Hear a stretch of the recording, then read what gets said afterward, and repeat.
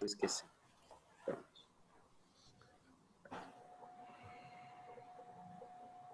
Tiago, me diz uma coisa, você está incubado na Darwin, na Harvard? A gente passou pela RAT, sim. A É. gente foi do primeiro batch, na verdade acabou agora no primeiro semestre, né? E você se Então, mudou para Floripa ou não? a gente passou o primeiro semestre lá em Floripa, agora que retornou, na verdade, né? Por causa do Covid. Entendi. E foi bom? Foi muito bom, muito Ajudaram muito? proveitoso. Ajudaram É. bastante. Sim, recomendo. Quem quiser, Legal. quem tiver interesse, eu recomendo. Em que parte especificamente ajudaram? Sempre, logicamente, do nosso lado, validação de produto, acesso ao mercado, enfim, principalmente comercial, eu diria, o principal, que é muito o gargalo da Brisa, né? Não sei, não tive na conversa ontem de vocês, mas é bem um gargalo da Brisa, então nisso eles ajudaram bastante. Maravilha. Eu vou adicionar o pessoal aqui que está na fila, tá? Ok. Até pra gente. Vale um O Henrique compartilhamento tá também entrando. nos grupos que vocês têm. Geralmente, quando dá o horário, assim, o pessoal começa a entrar. Então, vale de repente compartilhar o link de novo. Olá, pessoal. Bom dia. Bom dia a todos. Sejam bem-vindos. Bom dia, bom dia. Bom dia. Maravilha. Só a gente está adicionando o pessoal aqui na sala agora. Daqui a pouquinho a gente já começa o nosso painel. Olá, Victor, tudo bem? Oi, Oliver, bom dia pessoal. Bom dia. Bom dia. Ó, o Temos Valdemar. até pessoas da França ali. Pô, temos um público internacional aí? Tem. Ah, maravilha. A robótica é assim mesmo, internacional. É internacional, realmente. Vamos só dar mais um minutinho para o pessoal que está entrando ainda. E aí a gente já começa o nosso painel. Beleza.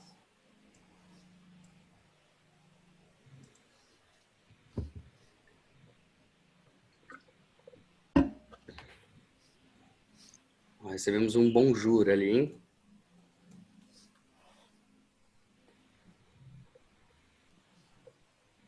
Ô, Helena, como que a gente fala bonjour em russo? Добрый день. Como? Добрый день. Добрый dia. Complicado isso aí. Então vamos ficar no bonjour, que tá bom. Então. Muito bom.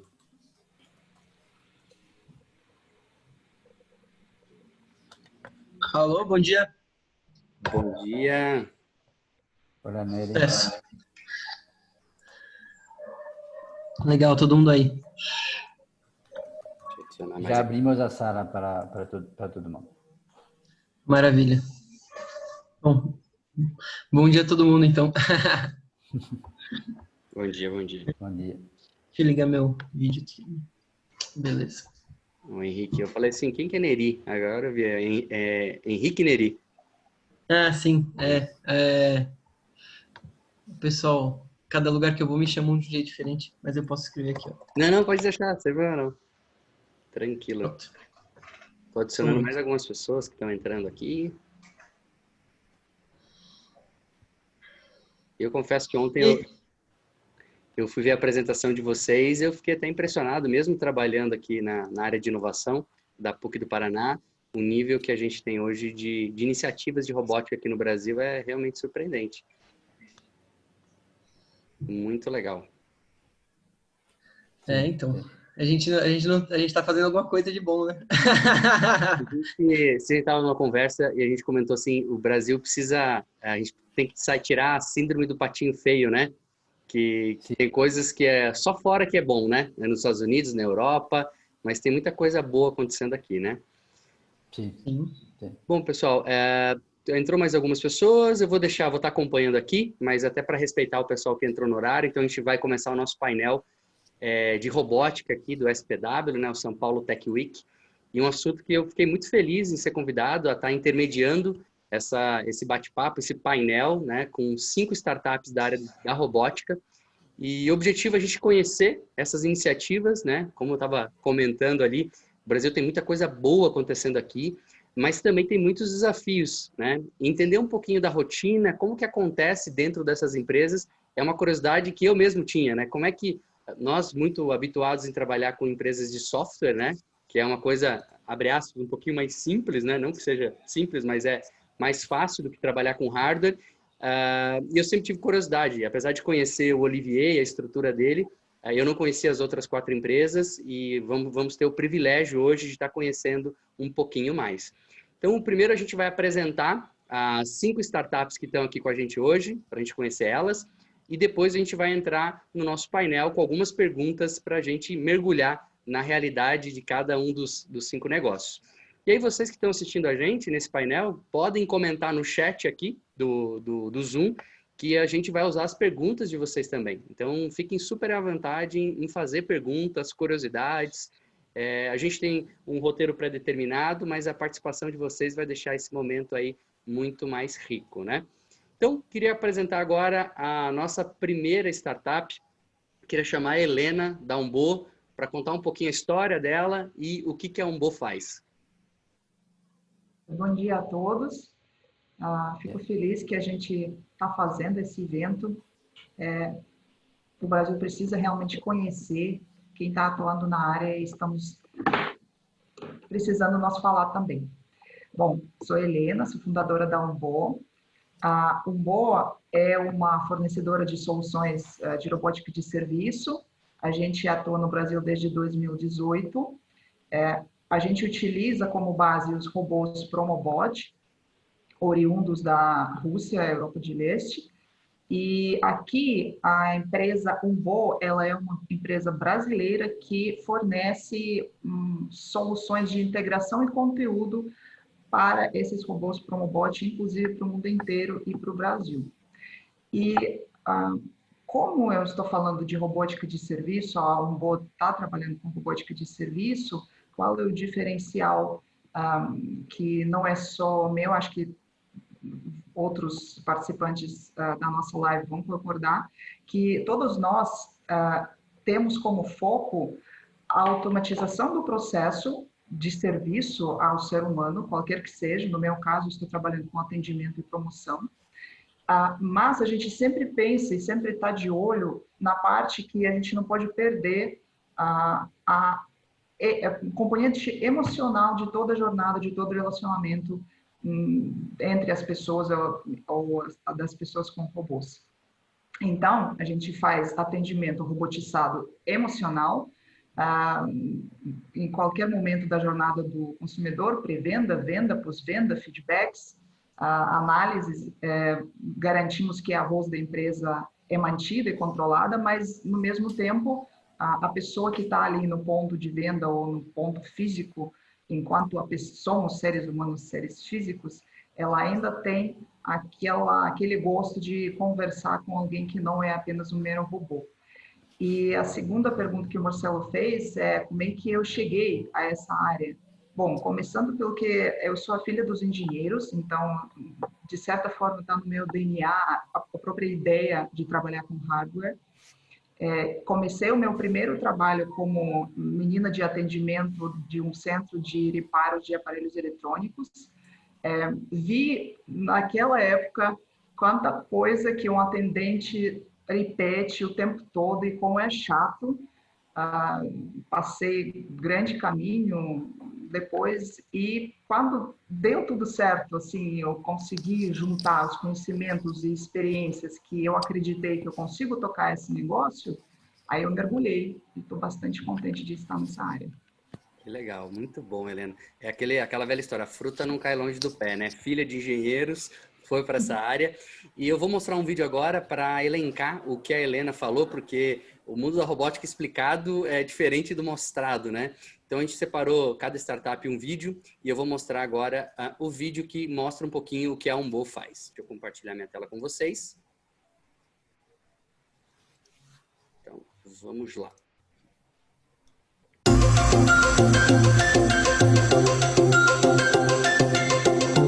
Não está aparecendo. Desculpa. tá como tela cheia aqui. Estou vendo você em tela cheia, mas não o vídeo. Não o vídeo? Ou os demais Eu também? vejo o vídeo. Tá vendo o vídeo?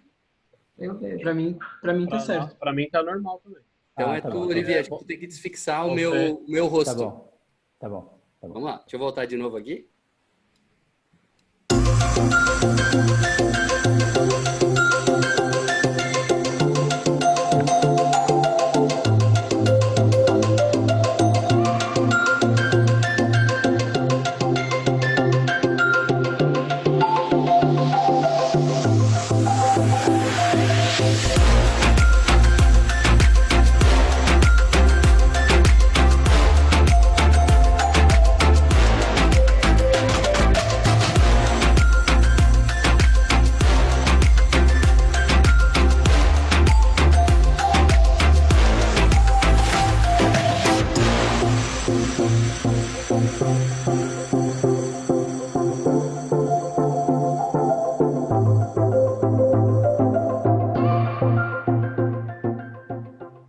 Muito legal, Helena, ver essa tecnologia aqui sendo desenvolvida e aqui no Brasil, né, um robô de extrema...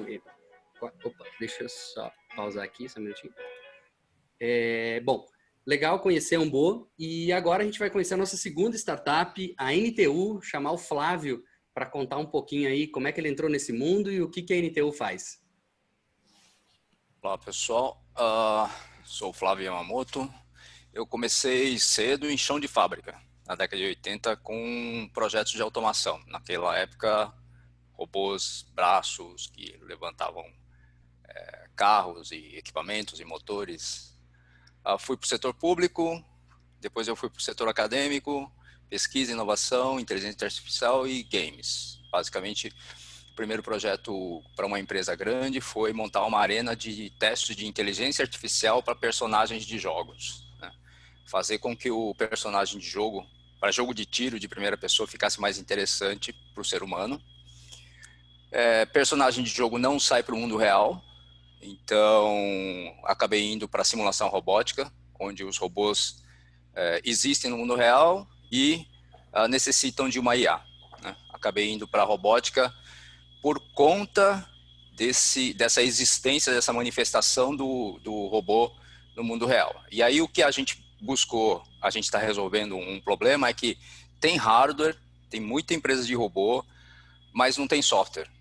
Não tem software para criar a aplicação, para personalizar a aplicação. Então, a Untu, ela cria um ambiente de simulação em nuvem para que as pessoas possam criar aplicações em qualquer modelo de robô.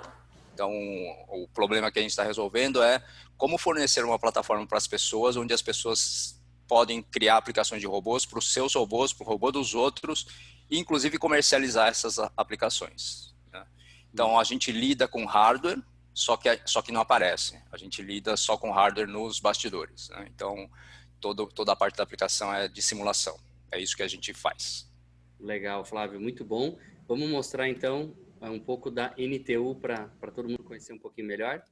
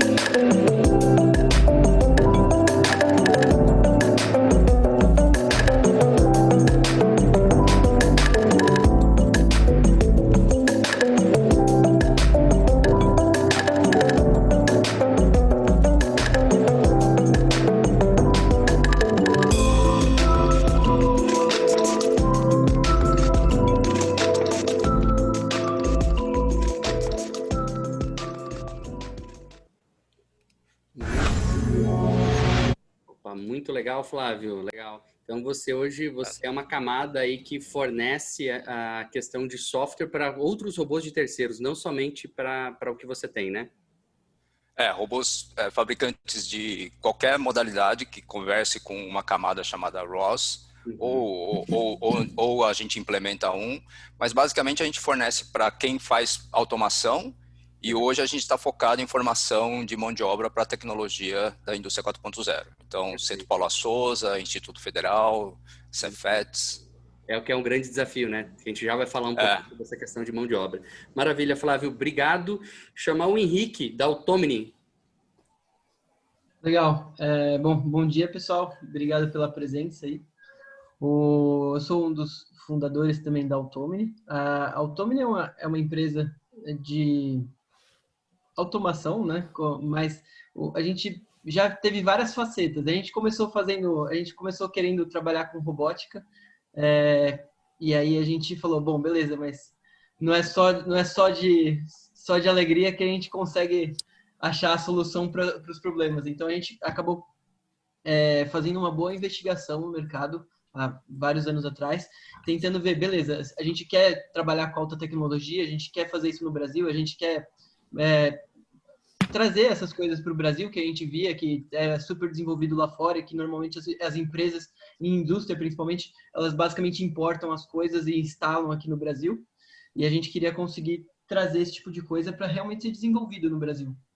Então, a gente viu que na logística, na intralogística, na indústria, a gente conseguiria realmente tem um valor muito latente aí. No entanto, a forma com que as outras empresas do exterior fazem acabou impossibilitando que essa tecnologia venha para o Brasil. Por questão de custo da própria solução, pela forma com que a solução é feita lá no exterior e até pelas realidades do Brasil. Então, a Automini a gente trabalha pesado para realmente entender qual que é o valor que a gente está entregando para o cliente, que é realmente movimentação de pallets, movimentação de carga intralogística, e fazendo todo o possível para isso se viabilizar financeiramente e tecnologicamente aí para as empresas. Então, realmente, democratizando essa tecnologia no Brasil. Legal, Henrique, muito bom. Então, vamos ver como é que a Automini faz isso. Vou mostrar o vídeo da Automini aí para todo mundo conhecer.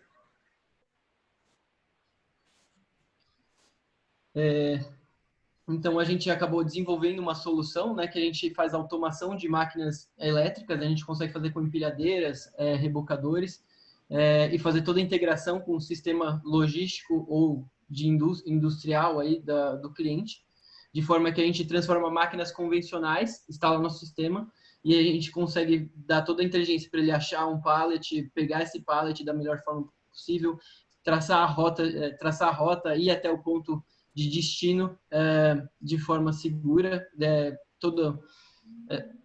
totalmente a construção da máquina, nessa modificação que a gente faz. A gente trabalhou bem pesado também para conseguir garantir que todas as normas de segurança do Brasil, e inclusive as mais novas aí internacionais também, que a gente estivesse seguindo isso, de forma que não só a gente consegue fazer com que a operação acabe ficando mais eficiente, quanto mais segura, né? Porque as pessoas não sabem, mas é relativamente comum ter acidentes dentro do centro de distribuição, e são uns acidentes bem feios, assim. Então, nessa operação que a gente fez com o cliente, o objetivo do Rhino era automatizar a movimentação horizontal dos pallets. Então, a gente pegava o pallet e deixava bem perto para uma empilhadeira pegar esse pallet e guardar no porta-pallet. Então, numa solução dessas, a gente consegue melhorar a eficiência da operação em 60% do pessoal que guarda os pallets. Então, é um negócio bem... realmente uma revolução aí para a logística interna. Muito legal, Henrique. Muito legal. Legal que vocês conseguem utilizar uma estrutura, né, da estrutura que a empresa já tem e automatizar ela, né? Dependendo da situação, sim. Depende um pouco da máquina, né? Se o cara tiver uma máquina de 20 anos atrás, é melhor né? comprar uma nova. Não faz, né? Tipo, muito bom, muito bom. Não, maravilha, Henrique. Show de bola. E queria chamar agora o Thiago, da Brisa, para falar um pouquinho da startup deles. Bom dia, Marcelo. Bom dia, pessoal. A Brisa, ela desenvolve produtos que a gente modulares, né, de hardware e software para robótica e sistemas autônomos. Então, a gente tem aqui camadas de navegação e localização, inspeção visual e até manipulação. Dentro do que a gente já fez com a Brisa, tem, por exemplo, cozinha robótica, docagem autônoma de iates, também paleteiras, empilhadeiras, então cortador de grama autônomo. Então, nosso produto ele não é muito atrelado à aplicação final ou tipo de robô. Então, assim como o Flávio, né, a gente trabalha muito em conjunto com os fabricantes, principalmente fabricantes internacionais, mas a gente já tem alguns aqui no Brasil que a gente trabalha em conjunto. E no final do dia também, assim como o Henrique falou, a gente no cliente final, a gente acaba tendo que entrar um pouco nessa questão de customização, adaptação e aquela capacidade de plugar, né, esse sistema na infraestrutura dele. De maneira geral, né, um pouco da minha história, sou engenheiro, né, então participei de várias competições de robótica durante a universidade, projetos que na época era inovador, né, de comunicar dispositivos móveis com robôs. Fui para a Alemanha, passei lá 3 anos no Instituto Fraunhofer como engenheiro de pesquisa. Fui um pouco de tudo, né, robôs colaborativos, de serviço, hospitalar, manipulação industrial. E lá também a gente começou esse produto e esse projeto do cortador de grama autônomo, da docagem do iate, e traz isso para o Brasil com a Brisa, que desde 2018 está operando aqui. Então, de maneira geral, é isso. Maravilha. Então, eu vou mostrar um pouquinho aqui o que a Brisa faz.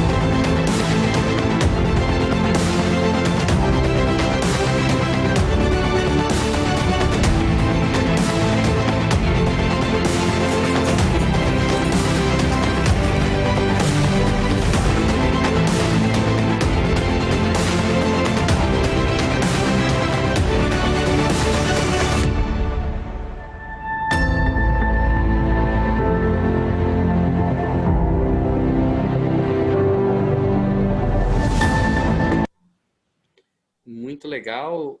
E, Thiago, de cortador de grama a navio, é isso mesmo? A iate, basicamente. Iate. Muito bom, muito legal. Show de bola. E, bom, chamar aí a nossa última startup, Olivier, da Human Robotics. Legal. Bom dia, pessoal. Eu sou Olivier, da Human Robotics. Somos uma startup de robótica e inteligência artificial que foi criada em 2017 com o objetivo inicial de criar um robô para cuidar de pessoas idosas em casa. Pessoas idosas que ficam muito tempo sozinhas, que não têm muita companhia, que têm problema para monitorar os remédios. Esse foi o objetivo inicial. Mas a gente viu que na época a gente não tinha tecnologia para ter um robô autônomo 100% numa casa de idosos. Então a gente pivotou, ou seja, mudou um pouco a nossa área de atuação.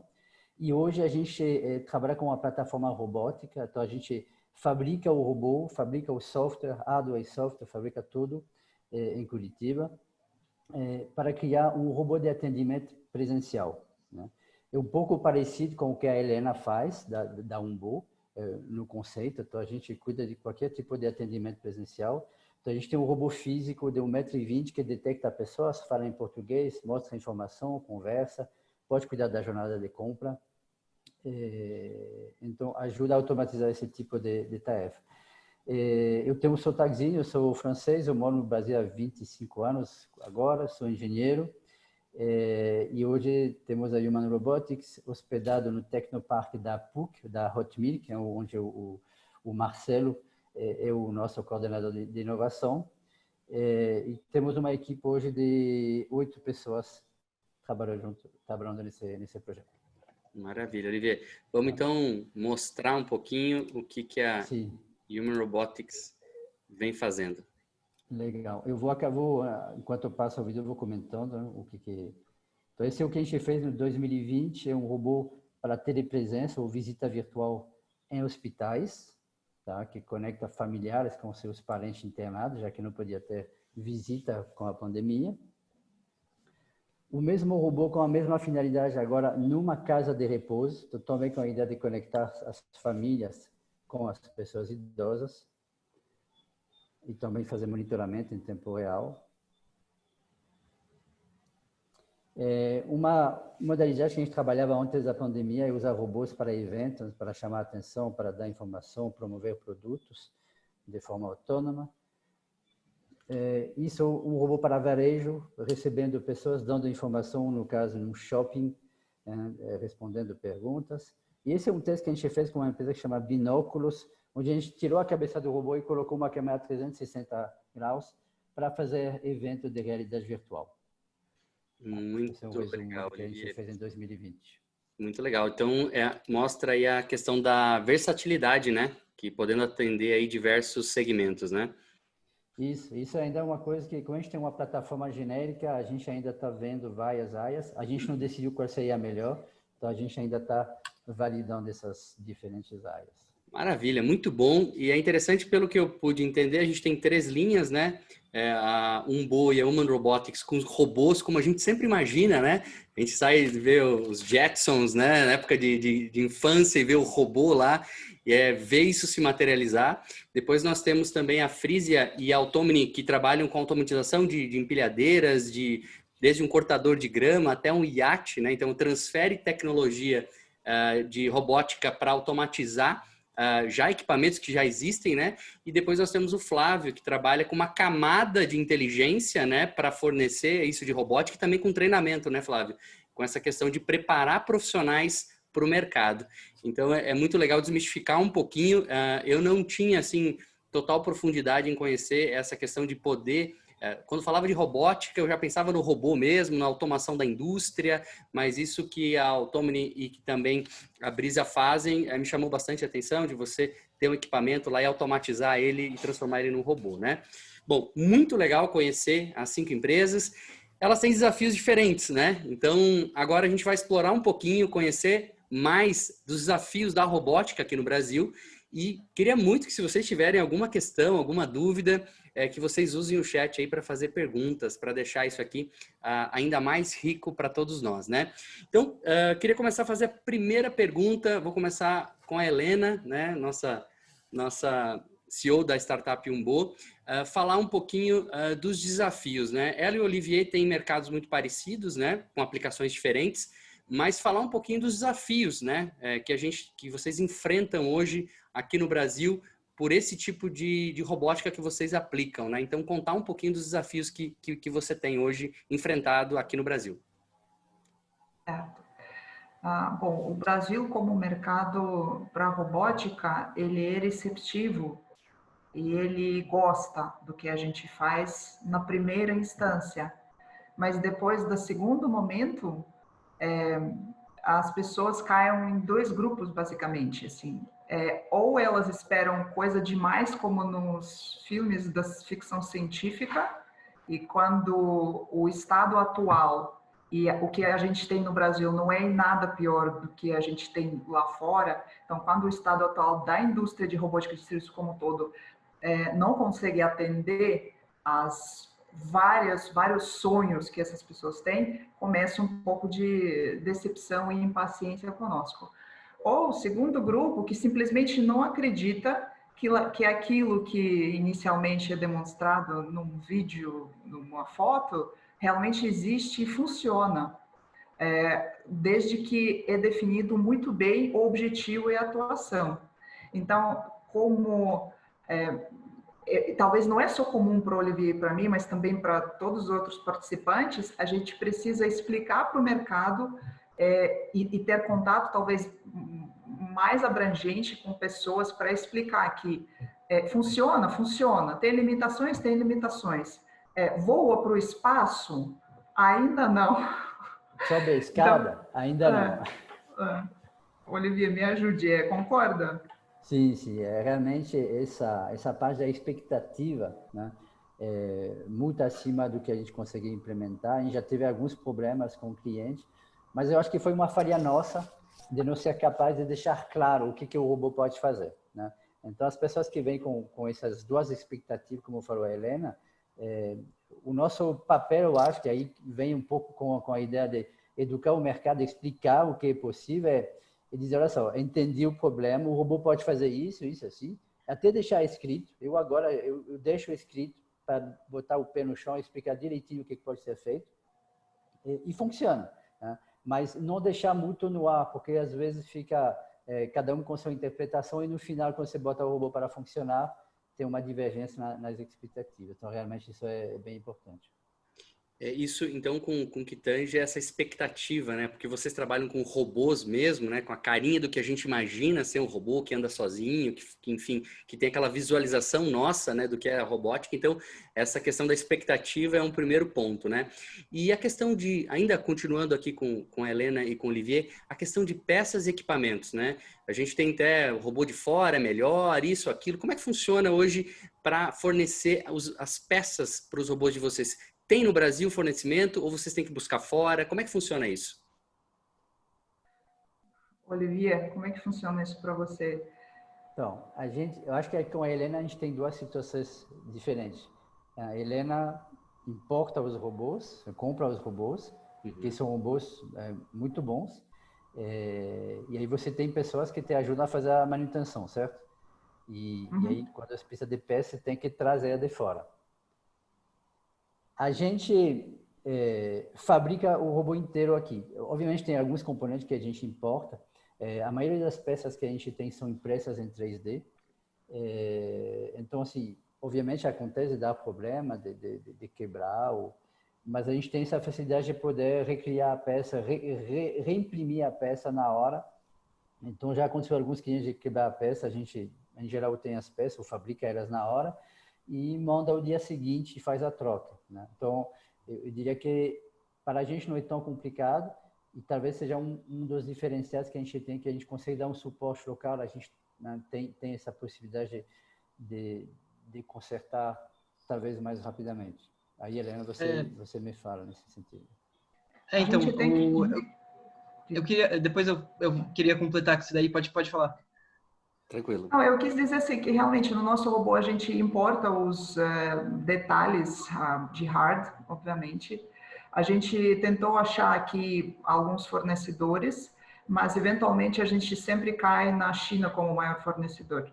E aí, China, Rússia, então já vai para a Rússia, porque inclusive tem um canal que funciona, então faz bem. Eu não sei, o Henrique, talvez você fale, porque eu quis evoluir um pouquinho sobre, tudo bem, o Olivier falou que ele está fazendo peças impressas em 3D, mas você há de concordar, Olivier, que a parte de eletrônicos, assim, placas e tudo mais, a gente ainda olha para a China, Sim, ou você sim. consegue achar aqui? Então, era bem isso que eu ia completar. Principalmente para a parte industrial, existem vários componentes PLC, sensores de segurança, várias dessas coisas que realmente a gente tem que importar.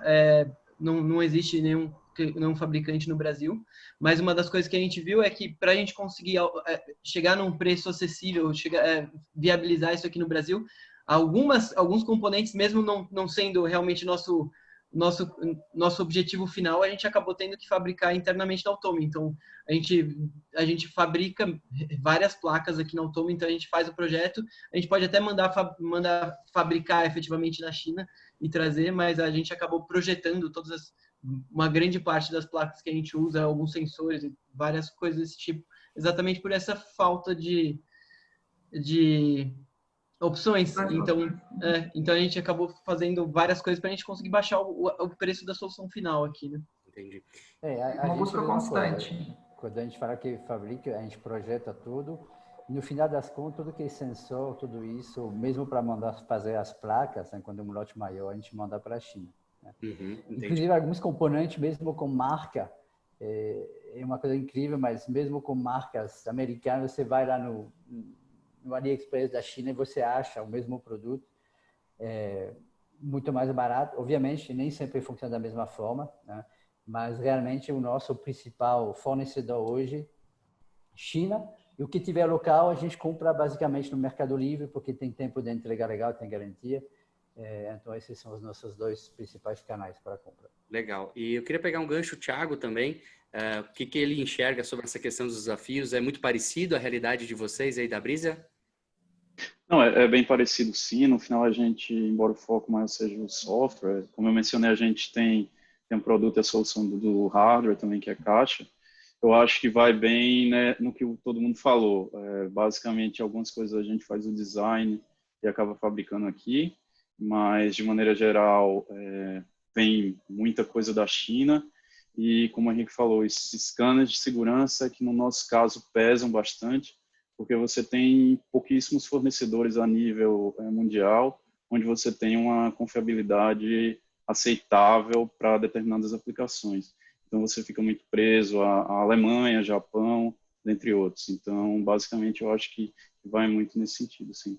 Perfeito. Então, um pouquinho dos desafios, né, enfrentados com relação a buscar peça, equipamentos, né, e ter essa gestão para poder trabalhar com eficiência, né, porque a grande questão, diferente do software que tu acessa remotamente, né, você tem um programador, o hardware é um pouco diferente, então tu tem que trabalhar. E não são peças baratas, né, então também não há como ter um estoque muito alto, né, quando você ganha escala, que dá outro desafio, que depois a gente pode abordar um pouquinho, a escala do processo de quem trabalha com robótica, né? Porque software, a gente já sabe o caminho das pedras, mas quando trata de hardware é um pouco diferente, né? A gente já volta a falar um pouquinho sobre isso, mas agora eu queria pegar um gancho e falar um pouquinho com o Flávio sobre a questão de montar a equipe, né? Vocês hoje estão dando treinamento também, né?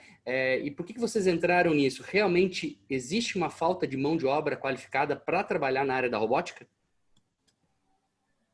Não é só na área da robótica, né? Na verdade, a robótica o robô é um equipamento de convergência, né? Ele funciona se tiver software rodando nele para aplicação. Então, o robô é uma carcaça que tem que ter software para fazer o uso dos sensores para ele resolver um problema. Basicamente é isso que o Thiago, todos, o Olivier, o Henrique resolvem. Eu não sei se eu estou cortando, Flávio. Eu vi a cara da Helena, é um pouco mais que uma carcaça. Assim, eu entendo, tem os dois. Não, tem bastante coisa na carcaça, vamos dizer assim. É uma carcaça assim, com sensores que estão lá para fazer o robô ser um sistema de controle, né? Uhum. Então, combinar o uso desses sensores passa por uma camada de software, né? Então, essa carcaça ela precisa que os sensores mais os atuadores atuem de forma harmônica, né? Assim, perceber as coisas e resolver o problema. No Brasil, a mão de obra para software já é escassa, né? Segundo a Softex, já tem um déficit aí de só esse ano detectados para algumas áreas de web, são 24 mil vagas abertas que não são preenchidas há quase 18 meses. Mas, no geral, 83% dos empresários do setor de indústria 4.0, segundo a BDI, não implementam tecnologias de indústria 4.0 porque não tem mão de obra para suportar essa manutenção, né? E quando a gente foi nas empresas para saber por que elas não automatizavam, ou aquelas que automatizavam tinham falhado no processo, mais de 70%, porque eles não sabiam, eles compravam um robô, tentavam resolver o problema com o robô físico e não tinham simulado a planta antes, né? Não tinham resolvido o problema de infraestrutura, não tinham resolvido o problema de software antes, né? Então, inacreditavelmente, quando você compra um notebook, vem software de graça, certo? Ou pelo menos você baixa de graça. Eles acham que é a mesma coisa com o robô, né? Que o software vem de graça, sabe? E aí, então, a gente partiu para a área de capacitação das pessoas. Conversamos com o setor público, Centro Paulo Souza, com os institutos federais que formam essa categoria, né, de profissionais para a indústria, e a gente achou uma lacuna imensa, né? As empresas estão procurando mão de obra, as FATECs e institutos federais formam engenheiros que não são adequados para as tecnologias, eles mexem com tecnologias de 10 anos atrás, e aí a gente colocou uma plataforma na nuvem que fosse um ambiente virtual, onde as pessoas pudessem colocar projetos do lado da indústria e os alunos, professores podiam resolver esses problemas e criar um mostruário de soluções, né? Basicamente, o simulador serve para produção. Ele não serve para vendas ou qualquer coisa assim. Ele serve para resolver problemas no mundo virtual, sem precisar comprar o robô. Depois que deu tudo certo, joinha, você vai lá e compra o robô. Uhum. E a opinião aí do Thiago da Brisa, para vocês também é dificultoso achar mão de obra? Vocês têm alguma coisa para fazer o desenvolvimento dos colaboradores aí na Brisa? Não, assim, eu acho que tem dois lados aqui. É difícil porque é um mercado relativamente novo aqui no Brasil, principalmente quando se fala de desenvolvimento nessa área. Eu acho, assim, que é muito fácil encontrar gente motivada. Tem muita gente querendo trabalhar nessa área. É uma área realmente, assim, de muito futuro.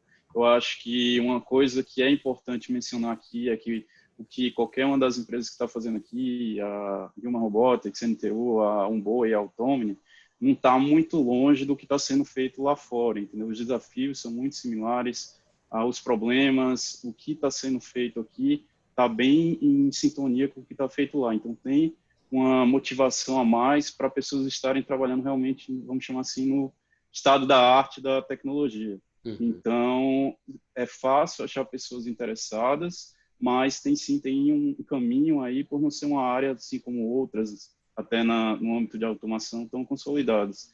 E só mais um fator que eu acho que é muito importante para a Brisa, não sei para os demais, é sempre uma sinergia, uma interação com as universidades e com os institutos de pesquisa aqui no Brasil, né? Então, com a Brisa, a gente tenta trabalhar bastante em conjunto com as universidades e institutos de pesquisa, até para dar uma complementariedade no que falta dentro da Brisa em determinados momentos. Perfeito, Thiago. Acho que isso você colocou muito, muito interessante, né? Esse desenvolvimento do estado da arte, né? Você está na fronteira do conhecimento. Então, tá próximo de universidade, pesquisadores, né? Isso gera um ganho muito, muito expressivo. Aqui na PUC a gente tem a nossa área de inteligência artificial e a gente tem muitas parcerias entre startups e pesquisadores, né? Então, isso é uma receita que funciona, né? Se aproximar, tá sempre perto de universidades. E eu queria, Gilmar... Marcelo, só complementando o que o Thiago falou, achei bem interessante realmente.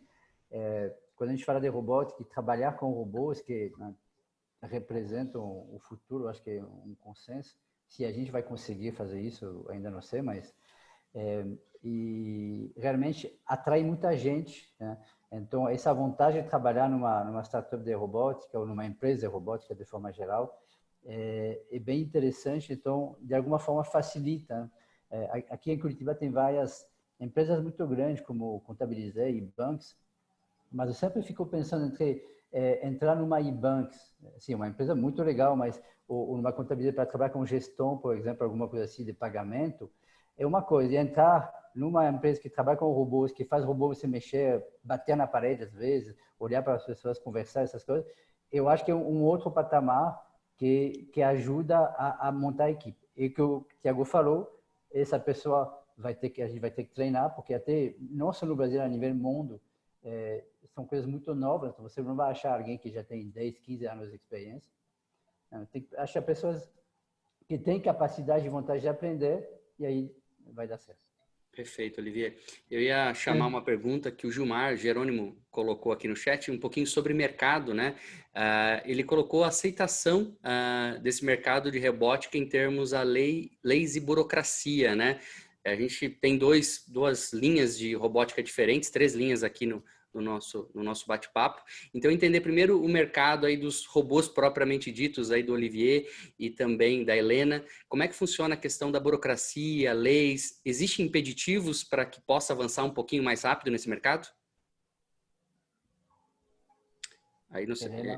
Helena, ladies first. Ladies first.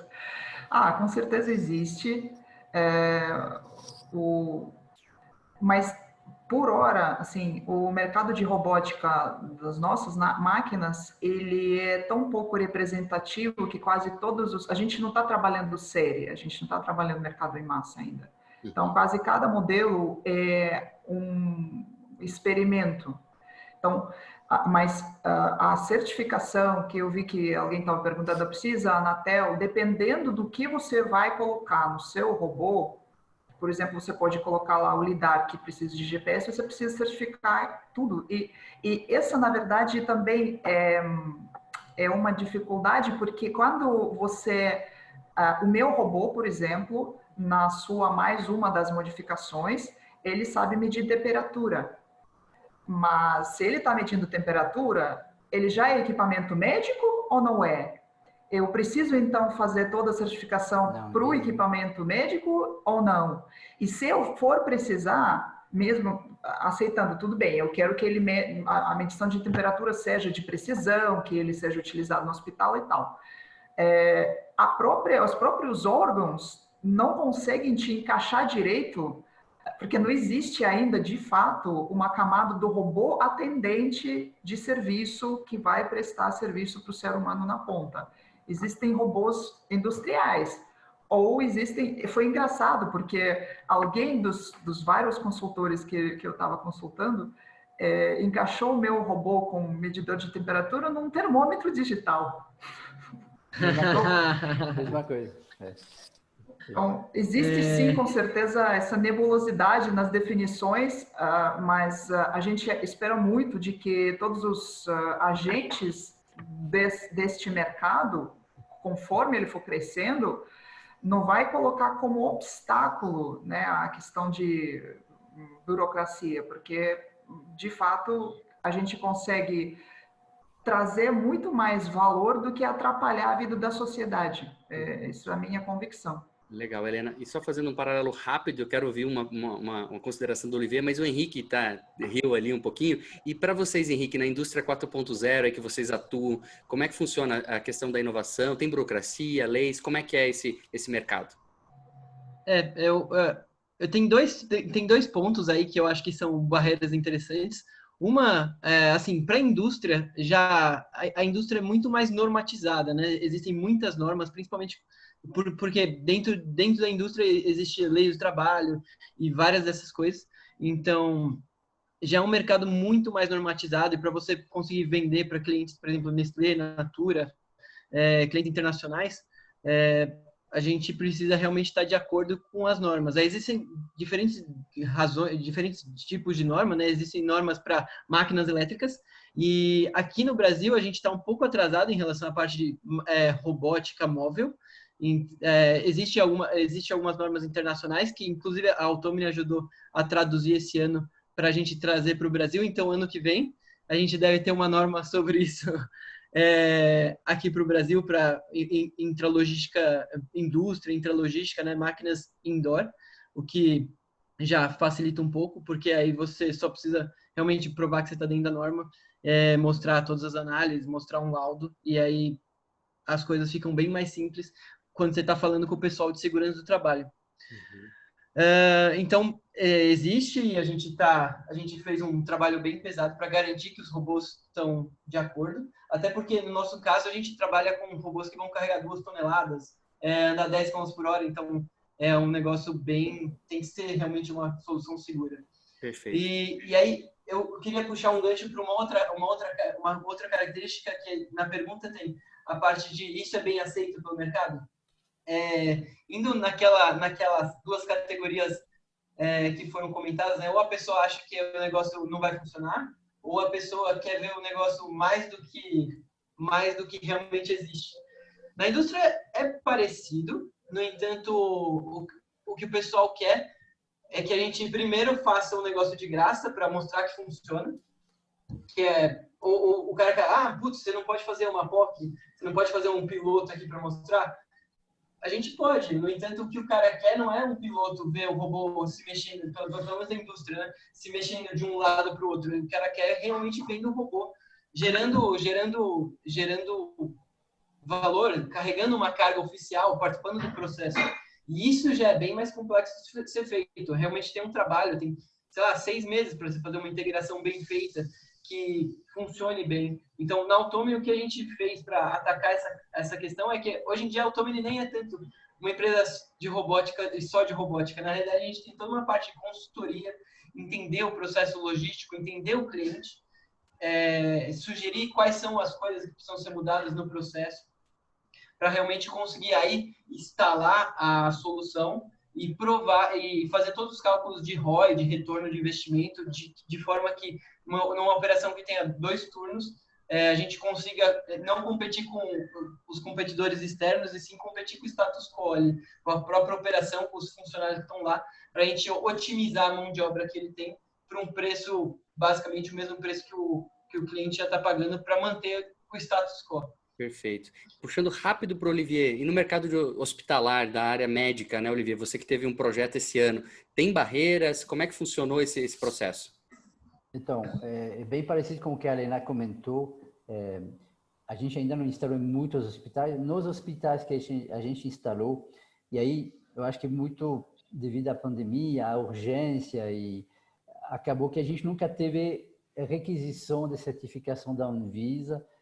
A gente agora ganhou um projeto do governo onde a gente colocou no escopo a certificação da Anvisa, mas na verdade a verificação se precisa, né? Porque como a Helena falou, a gente não sabe ainda se precisa. Então, a gente já colocou em hospitais, até para medir a temperatura, essas coisas, sem precisar de registro, tá? Sem que o hospital peça para a gente.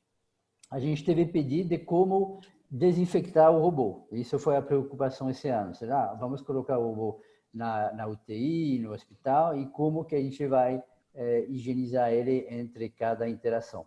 Perfeito. Isso foi pedido, mas nada além disso. Legal.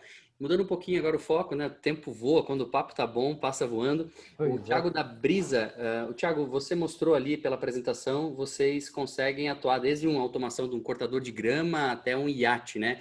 O mercado que vocês atuam hoje, ele é B2B, B2C? Como é que funciona esse mercado hoje que vocês atuam no Brasil? A Brisa é uma empresa 100% B2B. Na verdade, a gente não tem clientes, enfim, consumidor final. Então, todos os nossos clientes são corporativos. Então, a gente, tanto em todos eles, né, o cortador de grama foi com o fabricante, o iate também, ou o que a gente já convenciona como cliente final. Você pega, enfim, um grande operador logístico, uma grande indústria alimentícia, de bebidas, etc., mas sempre B2B, no nosso caso. Legal. E hoje vocês usam o parceiro B2B, o mercado B2B, grandes empresas, vocês fornecem muitas vezes tecnologia e ela é canal de distribuição dos produtos. Como é que funciona isso? Correto. Quando a gente atua com o fabricante, ele é o canal de comercialização do produto, mas a gente tem alguns projetos, né, alguns clientes próprios, vamos chamar assim, onde a gente faz, nesse âmbito até do que o Henrique falou, a gente vai com toda uma consultoria, toda uma análise de processo, de aplicabilidade do robô naquele domínio. Nosso domínio não é tão restrito à indústria, à logística, tem mineração, por exemplo, a gente tem um projeto de andamento com a Vale, então, coisas nessa linha. Legal, muito legal, Thiago, obrigado. Helena, e vocês da Umbo, como é que funciona a questão do mercado? Hoje, quais os principais mercados que vocês atuam? E existe uma dificuldade? Vocês têm parceiros para poder dar suporte, né? Eu sei que quando você manda para o Brasil, é um país que tem um espaço geográfico muito grande. Então, como é que funciona essa questão aí de você levar os seus equipamentos? Como é que é a distribuição deles e o mercado que vocês atuam? Isso. Mas eu quis comentar sobre essa distribuição, por exemplo, para nós. A gente conversou e continua conversando com várias empresas que são integradores. Então, como somos também empresa B2B, os nossos clientes, então, normalmente a gente estaria falando de shopping centers, varejo, universidades, escolas, hospitais, então locais onde tem grande quantidade de pessoas físicas passando ali. E, normalmente, essas empresas todas grandes têm alguém que está fornecendo uma solução total do todo o software deles. Essas empresas estão nos procurando, provavelmente a Olivier também, mas o que eu vejo bastante é que eles estão procurando, estão estudando, mas ainda não conseguem enxergar o ROI, por exemplo, que eu enxergo quando eu coloco todas as contas de uma operação, de um varejista, de uma rede varejista na planilha, assim, no modelo. Então, como eles são intermediadores, acaba ficando na boca deles o convencimento do cliente final. Mas ainda não está funcionando tão bem, porque O próprio, às vezes eles veem, ficam olhando, mas quando queremos fazer um projeto para efetivamente testar a tecnologia, ainda tem receio, porque o nome dele está no jogo, inclusive, né? Se ele for recomendar essa solução. E como ele também não conhece muito bem, acaba ficando aquela coisa, não, tá bom, a gente vai ver, mas nunca vai para frente. Fora disso, a gente tem muito também, o que é mais líquido para a empresa como de Olivier e para mim, para se sustentar enquanto a gente está esperando ou caçando grandes projetos. A gente com certeza vai rodar eventos que este ano travou total. Mas sempre existe, então, algum intermediador, no caso dos eventos, uma agência que também sofre do mesmo, entre aspas, mal, por pouca formação ou entendimento do que é, eles acabam também nem sempre conseguindo explicar. Então, quando eu tenho acesso direto ao cliente final, para mim a história muda drasticamente, porque entender o que o cliente precisa de fato, não é o que seria nice to have, né? Mas o que seria necessário para o caso dele. Às vezes o robô não seria necessário. E conversar abertamente é isso que ajuda bastante, né, na própria. Quando tem intermediação ali no meio, eu vejo ineficiência nesse processo e isso me atrapalha bastante por hora. Olivier, para você. É verdade que o entendimento, a conversa com o cliente final é fundamental, eu acho que para todos nós ali. Por outro lado, eu acho que a gente não tem um time comercial hoje forte, por exemplo. Então, quando a gente passa por algumas agências ou alguns intermediadores, é uma forma, usando esses canais também, de talvez atingir mais um mercado um pouco maior, né? Então, a gente já conversou sobre isso, né, Helena, e eu entendo. Tem o intermediário e tem o problema da interpretação, tem a comissão, os custos envolvidos, mas eles acham, a gente sofre disso, né, de não ter uma equipe comercial grande o suficiente para atingir e mostrar para essas empresas, potenciais clientes, que a gente existe e que a gente poderia ajudar eles. Uhum, perfeito. E eu queria só fazer puxar o Flávio aqui também para dar a contribuição dele. Flávio, vocês ali, questão de mercado, essa questão do cálculo do ROI, para mostrar o retorno, que muitas vezes até a gente estava brincando, quero me associar a uma empresa de robótica, né, principalmente o Olivier e também a Helena, porque é legal, né? Mas não é que é legal, tem retorno para o teu negócio isso, né? Vocês têm uma entrega de redução de custo, de automatização de processos, enfim. E Flávio, como é que você enxerga isso? Também é uma dificuldade aí da empresa de vocês?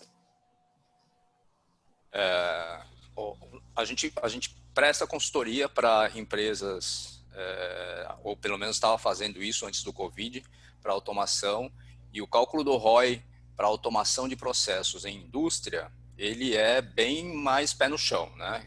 Igual o Henrique falou, acaba virando mais um serviço de consultoria para mostrar onde é que está a modificação e o ganho dentro do estado atual da empresa, se você automatizar, e quanto que ele precisa investir em infraestrutura. Para as indústrias de produção, para o setor produtivo, isso é claro. Para o setor de serviços, que é do Olivier e da Helena, o ROI fica um tanto quanto precisa de mais argumentos, né? A gente vende o simulador como plataforma de solução de prototipação rápida para a indústria. Então, quando a gente simula uma solução, o cliente final ele enxerga vantagens, mas ele fica assustado com o resultado final da implantação, né? Hoje, a nossa solução como laboratório de robótica para capacitação e treinamento, ele está mais focado para o setor público, né? Centro Paula Souza, Instituto Federal, e aí a venda é outra, né? A venda é quantos alunos você vai treinar, quantos milhares de alunos você vai treinar por um preço baixo. Aí você está competindo com preço, é licitação. Então, a gente está tentando entender esse mercado.gov para poder fazer essa solução chegar no maior número de estudantes de capacitação e treinamento possível. Não existe plataforma de simulação robótica em nuvem da forma como a gente tem, ou está propondo, mas o custo tem que ser relativamente baixo. E a outra coisa que o cliente final que tem que ter, que é o aluno, ou aprendiz que quer entrar no mercado é acesso à internet, né? Então, a gente enfrenta uma outra dificuldade. E isso também é na empresa, né? Quando você vai implantar uma solução de automação, a empresa tem que repensar a infraestrutura de comunicação interna dela, né? De rede e segurança. Tá?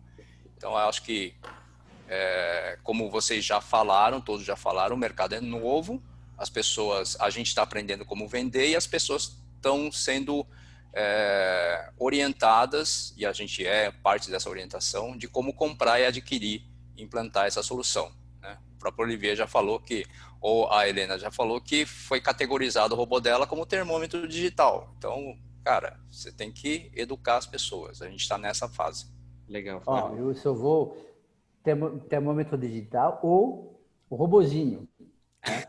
Isso é uma coisa que... robozinho, gente. Não, você passa horas, anos desenvolvendo, e aí o cliente chega e fala, não, você pode colocar o robozinho ali? Mas o carcaça, né, Flávio? Você chama o carcaça. Não é muito diferente do robozinho. Hardware, é no bom sentido. No bom sentido. Não, mas tô brincando. No nosso caso, até no nosso caso com os robôs bem grandes, né? O pessoal de vez em quando fala isso. O que eu tenho a impressão que eles mais param de falar isso no nosso caso quando o robô está realmente carregando, sei lá, as 2 toneladas e andando numa velocidade que dá uma assustada, as pessoas só realmente começam a respeitar. Legal. Deixa eu só fazer uma introduçãozinha rápida aqui das perguntas que estão no chat. O Vitor Hirozawa, espero ter pronunciado certo, ele perguntou qual o estágio das empresas que estão no painel e qual o tamanho, né?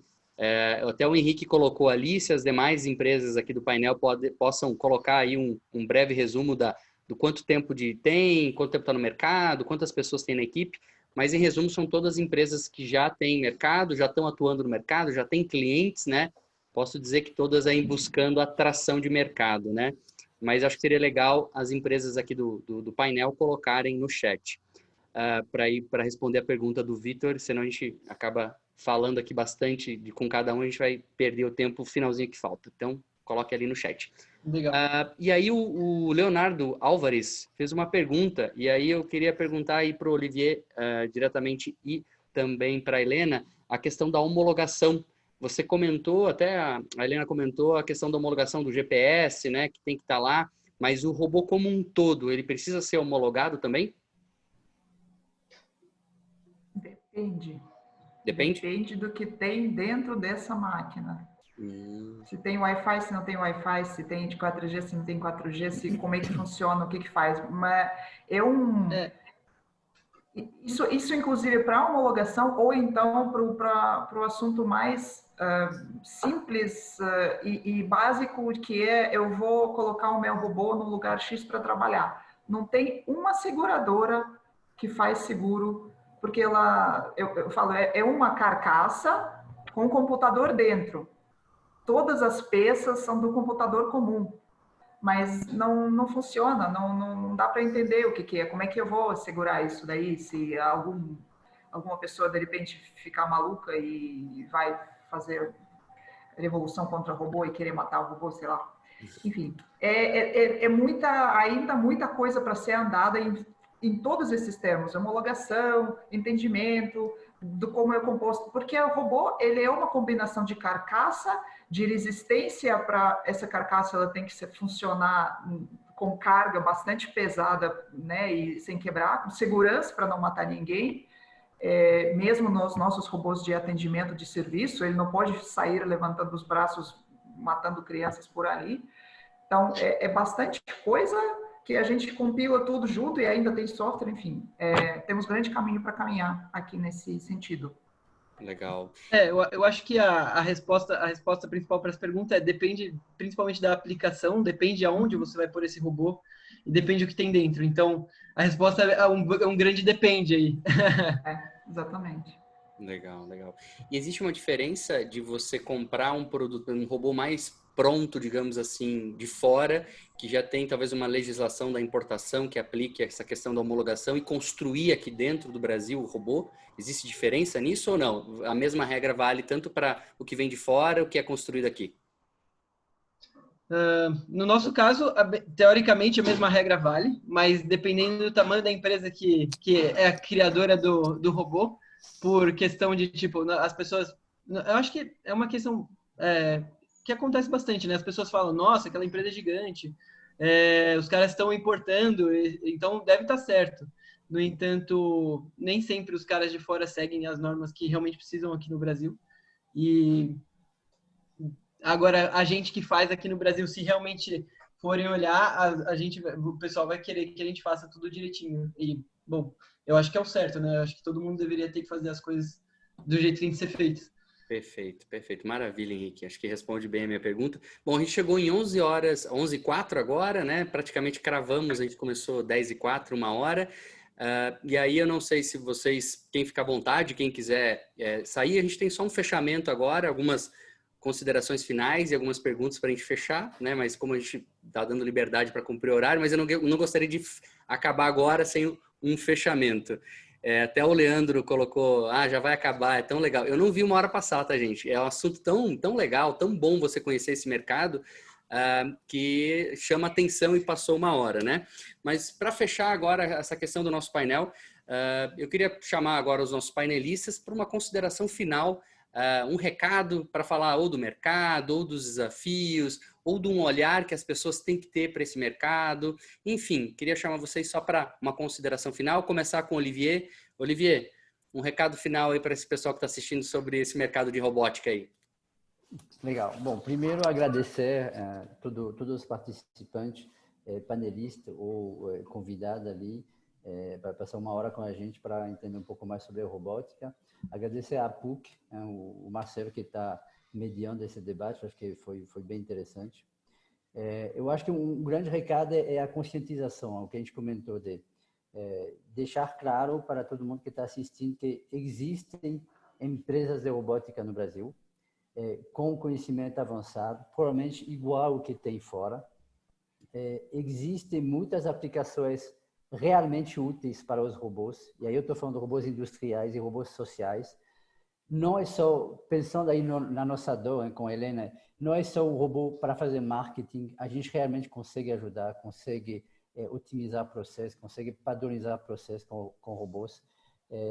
Então, acho que é bem interessante. Fazendo só uma observação, no painel aqui tem o Victor, que trabalha na Britânia, e a gente está começando a conversar em como colocar um robô numa loja de varejo para padronizar o atendimento, padronizar o tipo de informação que a gente vai passar para os clientes, e ter dados sobre as interações dos clientes. Então, ali tem uma forma de medir o ROI, eu acho que é uma coisa bem eficiente. Uma coisa que também a gente não comentou muito, tem uma questão de mindset. Então, a gente já teve alguns problemas, e eu acho que todos os envolvidos aqui também, às vezes a gente vende um robô, aluga um robô e a pessoa acha que nem uma televisão. Né? Você compra a televisão, tira da caixa, liga na tomada e funciona. Com a televisão é verdade, com o robô não é. Né? Então, dependendo das aplicações, a gente pode ter entre 2, 3, 4, 5 meses de configuração, de implantação para chegar ao resultado. Então, tem que ter um mindset que contratar o robô, o projeto com robótica ou inteligência artificial, é quase que um projeto de cocriação. Né? Ou seja, a empresa, o cliente vão sentar juntos e aí é uma parceria, porque um tem que abrir para o outro, eu consigo fazer isso, eu preciso disso, ver o que encaixa para montar uma solução. Então, mindset de cocriação. Se o cliente não tiver esse mindset,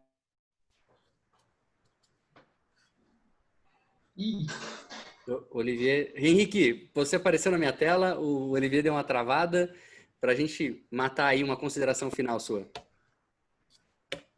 Legal. Bom, eu acho que eu vou completar o que o Olivier estava falando, então o mindset. O que a gente viu é que só entregar o robô por si só não trazia o que o cliente estava esperando, então a gente, com os anos, a gente foi aprendendo e migrando, muito mais focado na parte de serviço, entender o cliente, fornecer uma consultoria e ajudar a realmente implantar a solução no cliente, fazer as contas. Como é um mercado muito novo, inclusive as pessoas não sabem como aplicar esse tipo de solução e como calcular o ROI ou realmente quais são os impactos de colocar isso numa operação. Então, a gente tem toda uma consultoria que a gente, desde o momento zero, a gente vai conversar com o cliente, vai entender qual é a necessidade dele, quais são os processos que ele tem, como a gente pode aplicar em diferentes tipos de processo as nossas soluções, para realmente fornecer o serviço, que é o que efetivamente a gente cobra, né? De movimentação de pallet, movimentação de cargas. E então é aquilo que eu comentei, a Automi não é bem só uma empresa de robótica, né? E sim uma empresa de robótica, de serviço, de consultoria, de movimentação de pallets. Então a gente está indo nessa linha. Maravilha, Henrique. Thiago, da Brisa. A pessoa travou aqui bem rápido. Eu acho que ficou complicado depois do Olivier, né? Eu acho que ele falou bastante, do Henrique também, questão de educação de mercado, nessa questão de quase você pegar na mão, principalmente nesse primeiro momento do cliente, explicar algumas coisas, tanto o ROI como utilizar aqui no processo. Também essa questão de mostrar realmente que a tecnologia nacional está equiparada, né, para papar ali com a de fora, que muitas vezes tem um receio ainda, ninguém pode ser inocente aqui de não achar isso, né? Mas eu acho que é um trabalho que todos aqui estão fazendo e que eu acho que a gente tem que continuar fazendo. E eu acredito bastante nesse mercado, nessa tecnologia, no propósito, como o Olivier falou, né, que a robótica, enfim, a automatização desses equipamentos, ele pode realmente revolucionar a indústria, a logística, os serviços e também a parte hospitalar. Então, eu acho que a mensagem é isso, e só agradecer a todo mundo, né, os convidados e também o pessoal que teve a paciência de assistir a gente. Eu acho que, de maneira geral, é isso. Obrigado. Obrigado, Thiago. Flávio. Boa, Thiago. Flávio? Bom, pessoal, obrigado. Agradeço aí pelo convite, pela participação de vocês, pela atenção. Vários incentivos do Ministério da Indústria, Tecnologia para implantação de automação e robotização. Então, as empresas, eu acho que vão caminhar nesse sentido, né? Tem dinheiro chegando, tem dinheiro entrando para as empresas e assessoria. A Embrapi e o MCTIC montaram uma rede nacional de inteligência artificial para soluções nessa área também, agrotech. Então, a automação e robotização estão tendo incentivos financeiros por parte do governo federal para crescer. Então, acho que aí o Thiago e o Henrique vão nadar de braçada. Para o lado social, vários incentivos também do governo para automação de processos, telemedicina, atendimento automatizado, também estão ganhando volume, né? Então, o Olivier, a Helena, acho que vão ter esse lugar de mercado bem caracterizado. A área de educação também está sendo incentivada por conta da Covid, né? De ter recursos, ferramentas online para o aluno não precisar ter laboratórios ou para reduzir custos de laboratórios. Então, a gente está chegando. E eu acho que todos vocês ou a gente vai ter um robô em casa, vai ter um robô no shopping em breve, né? Em breve mesmo. Então, é um mercado que, além da tecnologia, o sujeito tem que conhecer como é que as pessoas querem receber a máquina, como é que a interação tem que acontecer. Então, alunos de comunicação, design de interação, né, especificamente para os robôs sociais, é um mercado amplo. Não tem profissão que não tem nome ainda, né? 3 dos meus funcionários ganharam, eu coloquei lá como, vou registrar eles como designer de interação humano-robô, sabe? Não existe essa profissão, né? Então, vai ter um monte de profissão que não existe, né? Criar IA para robô, enfim, é um universo que está se abrindo, e convido todos vocês aí a ingressarem nesse mercado, procurar esse pessoal para estabelecer contato e ver o que vai rolar daqui a 10 anos. Perfeito. No próximo ano, na verdade, né? Marcelo, Helena, vai. Eu sei que a gente combinou aqui. Mas eu ia te chamar igual, delegaria, mas sabe o que? Hoje eu estava assistindo aqui também as apresentações e na conversa nossa aqui entre nós, eu queria deixar também esse recado que o porquê que eu gosto de fazer, porquê que eu acho robótica é maravilhoso como coisa para fazer na vida. Numa das apresentações tinha lá, mesmo na movimentação da Paz, acho que foi da Brisa, amigável com pessoas. E o Flávio acabou de falar isso, design de interação. quando a gente faz efetivamente não apenas a parte de puxa, vira, vai, executa, a gente sempre presta atenção em como o humano estaria se sentindo nesse momento. Isso faz você se desenvolver como ser humano muito, porque isso faz você refletir em cada passo daquilo que está acontecendo na nossa comunicação. E exatamente isso que a comunidade, a sociedade no mundo inteiro como um todo está perdendo hoje, né? Porque muitas reclamações que os jovens só ficam no celular e não sabem nem se comunicar um com o outro. Eu espero que os robôs humanizados, mesmo que movimentam pallets, que são amigáveis com pessoas, sempre tenham grande equipe, grande turma por trás, que são humanos que fizeram esse robô, não é a máquina sozinha que existe. Então, essas pessoas que sejam mais humanas possíveis e que os robôs sejam mais humanos possíveis e que a gente continue cultivando este culto do ser humano, que o robô está ali para ajudá-lo, não substituí-lo, deixá-lo mais feliz. É isso o meu recado aí para a galera. Perfeito, Helena. E eu ia falar sobre um fechamento que vem muito de encontro ao que você falou agora. Realmente, todas as posições de trabalho que são repetitivas, a forma de trabalho, vão ser substituídas por robôs. Mas isso não necessariamente que vai acabar com o emprego de pessoas. Vai dar oportunidade para as pessoas trabalharem em áreas que são mais humanas, né? Deixa as máquinas fazerem o trabalho repetitivo. Então, a robótica não está aí para acabar com uma parte do mercado de trabalho. É para dar oportunidade para as pessoas fazerem tarefas mais humanas, usando criatividade, pensamento crítico, né? Então, acho que esse também é um recado. Então, a gente tem que realmente, né, fuja para as montanhas, que os robôs vão tomar conta de tudo. Não é isso, né? Tem que cuidar com o cinema, né? Com essa coisa, porque não é isso. A robótica vem para deixar a gente mais humano, né? Bom, pessoal, é isso. Fechamos. Agradecer a presença de todos. E até o pessoal falou, temos que ter mais esses debates. Eu vou sugerir aqui internamente para a universidade que nós façamos aí um próximo painel no ano que vem. Um painel maior, a gente vai ampliar isso aqui, porque esse é um tema que é muito gostoso. Eu não vi essa 1 hora passar e vamos trazer mais à tona essa discussão, que ela é realmente muito interessante. Beleza? Muito obrigada a todos. Obrigado, Legal, gente. pessoal. Muito obrigado a presença de todo mundo. Tchau, tchau. Valeu, gente. Tchau, tchau. Um abraço a todos. Tchau, tchau.